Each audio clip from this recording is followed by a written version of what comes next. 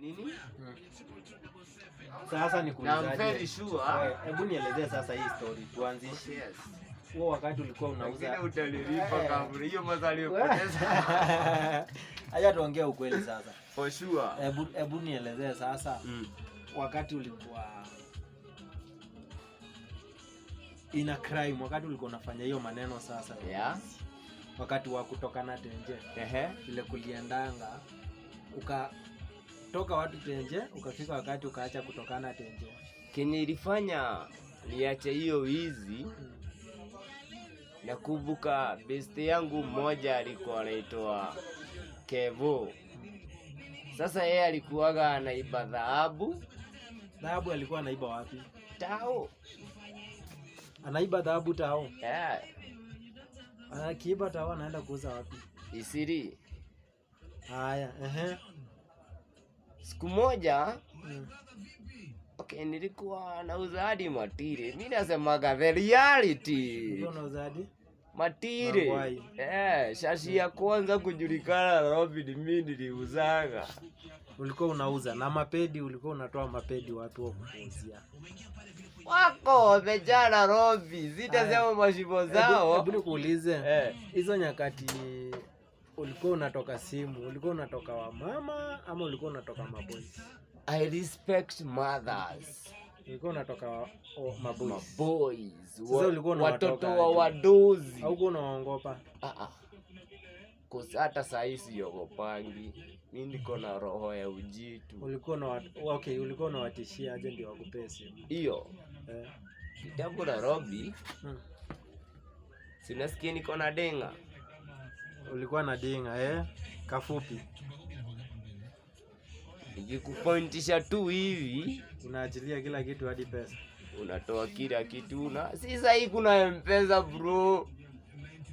Hata uwezi okota 10 bob kwa barabara. Hiyo wakati nilikuwa ukiingia kwa mfuko ya mtu ndani hii. For sure. Lazima utoke na kitu. Ile bado utatoka nayo utadii. Sahi. Pesa watu wanatupa kwa pesa. Mswali. Hawakai na kitu. Kwa hivyo life change. The way. Change life yangu. Ukafika wakati ukaona waje kutoka watu tenje, si ndio? Ndio sasa sijamaliza point yangu. Tuendelea. Ule jango wa kuiba dhahabu, si nimemuuzia matire, si nimekuambia niko nauza tire. It was on Friday, date 23 December 2016.